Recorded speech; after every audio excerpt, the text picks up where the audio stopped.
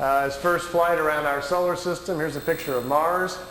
By the way, this is not a professional tape. As you can see, these pictures are in a picture album, and I've just got my camcorder out, and Wendell and I are flipping through the pictures. So this is not a produced tape for you to look at. So it'll probably never be on the market, but at least you get a chance to see some of these pictures. This is Mars just from a different direction with the sun very bright on it. Now, here is Mars, but here's one of these satellites. It's in orbit around Mars, made on Earth, unannounced, and is in orbit. This is the spring of 1976, and this device is in orbit around Mars. I don't know exactly who made it or who put it up there. Here's another one. This is Mars again, and here's the light panels, solar panels, and the satellite equipment in orbit around Mars again. This is a different one. This is a dust storm on Mars. Billy wanted to get close and try to take pictures of artifacts. You've all heard about some of the Sidonoplasma on Mars, about the face on Mars that Richard Hoagland and other people have been looking into. Billy published a paper back in the 70s talking about that. There was a race of people lived on Mars. They had a terrible catastrophe about 186,000 years back. At the time, there was about 40 million people killed on Mars, and they're all gone now, of course. So there were societies there, and we will find quite a few remains of their civilization once we get up there. Here he's on board one of their large motherships. This is the side or the edge of a saucer that was parked inside as he was walking by it. Here's Jupiter. Here's the mothership in orbit. They're flying into it to go aboard. It was 17 miles high and about 10 miles in diameter. He spent 3 days on it. They went to different places in our galaxy to show him around. This was the craft that was right in front of him as they were flying into it. He took a picture of that one. Here again is back at Mars. These aren't in any particular order. Here's another object in orbit around Mars, and look, here's an American flag on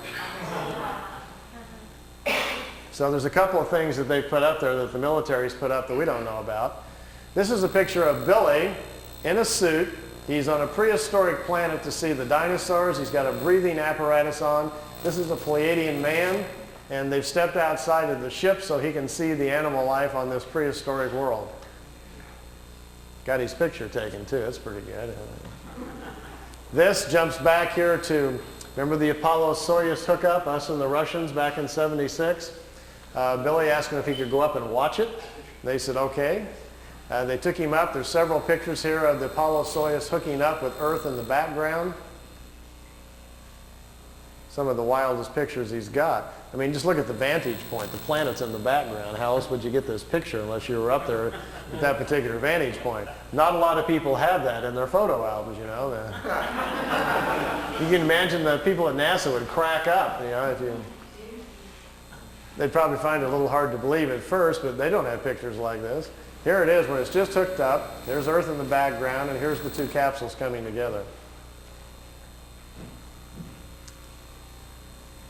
This is the top of the mothership. There's windows, but there was nobody in the windows as they came into it. We really missed out here. Billy shot, he said, 3 or 4 rolls of film inside the mothership, talking to people and going up and down the halls and so forth. He lost all of the pictures. They were all stolen from him. We've only got 2 or 3 of them left, and they're really practically nothing. This is a prehistoric Earth. They're back in time. That's Earth in the background. That's a moon in front of Earth, and he's looking over the surface of another moon. At that point, they told him there were 2 moons in orbit around planet Earth. We think we're about 60 million years back. Here's another picture over the surface. Neither one of those moons is currently the moon that's in orbit now. The moon that's in our orbit now, they say, has only been there around 5 million years.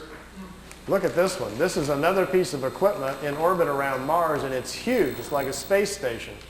And it's in orbit around the planet. It's also from Earth. We haven't heard anything about that, have we? Here's the dinosaur pictures.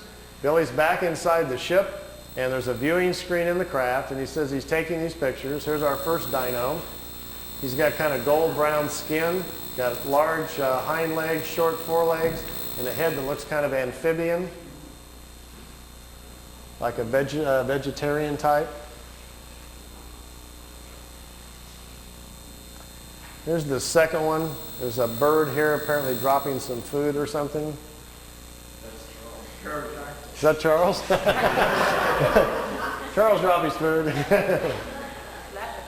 This one's pretty hard to see. Here's the head of some sort of creature crashing through some bushes here. It's hard to tell. I know it's probably hard to see these anyway from back there, but just the idea that someone could actually go back in time just really gets my brain going. There's a bird. There's these eyes, some pretty nasty looking teeth. And the last picture after this one is the strangest of all. It's a plant that has an insect head. Billy calls it a plantum. They were trying to explain to him how the evolution of different life forms goes. How, for instance, here's a plant life when the plants are the food kingdom of the world. When the plants evolve to a certain level of evolution, then these lower order forms, here's a small head, and this head is part of that plant. There's these two little eyes. It's an insect, the beginning of insect life on the planet when the food kingdom has evolved high enough. There are 7 different stages, they say, of spiritual energies or creational energies on a planet that create the many different kinds of life forms. There's a transition from one kind to the next. Ours is the 7th or the last one. We have to wait until the animal kingdom has raised the evolution of the body material high enough so our cycles can start.